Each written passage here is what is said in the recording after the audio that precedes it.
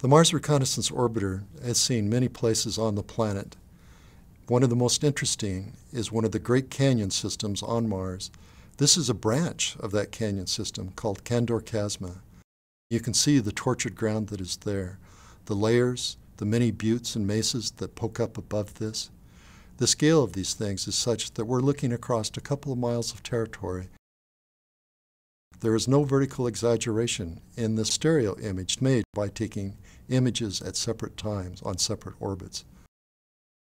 Some of these buttes extend up a football field in size. Fault systems that were produced by earthquakes, in this case Marsquakes, give us clues as to whether this is material that was eroded away or actually whether it was deposited and then eroded later. The stress patterns show us the canyon formed first, was filled with material, and eroded away, leaving these buttes, with the buttes being formed by more resistant rock at the top of the buttes, darker in these images.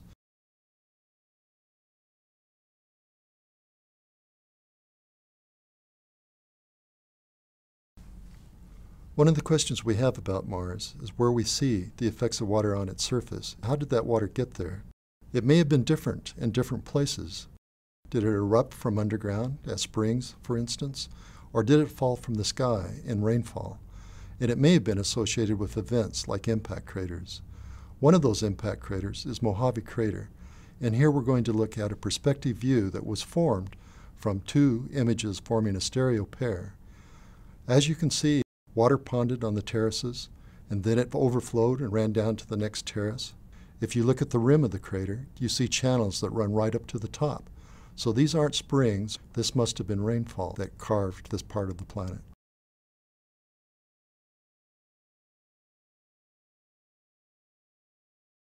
The Mars Reconnaissance Orbiter is able to look at not only the structure of the surface, its topography and shape, but also its composition. We're going to zoom into an area called Nili Fossae that is very diverse, and that's shown here in false color.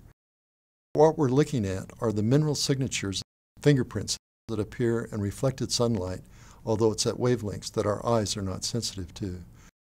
Straight edges are the edges of the images that were taken. We don't have complete coverage. What we're most interested in here are the areas that are colored green. Those are areas in which carbonates are present.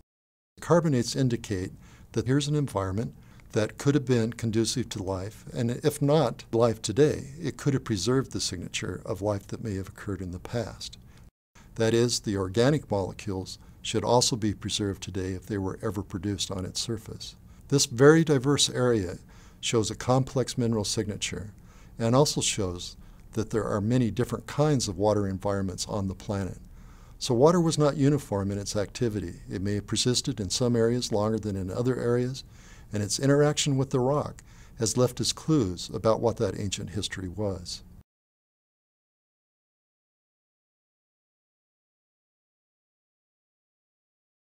One of the early images taken by the Mars Reconnaissance Orbiter was of Victoria Crater in order to help the Opportunity rover figure out which way to move around the crater as it looked for a way to get down inside. Here you see that image taken from 180 miles above the surface of Mars. We're going to use that image to zoom in and see what it would look like from the rover's point of view if it were on the edge of the crater looking out over it, and then match that with an image that was actually taken from the rover Opportunity on the Mars surface.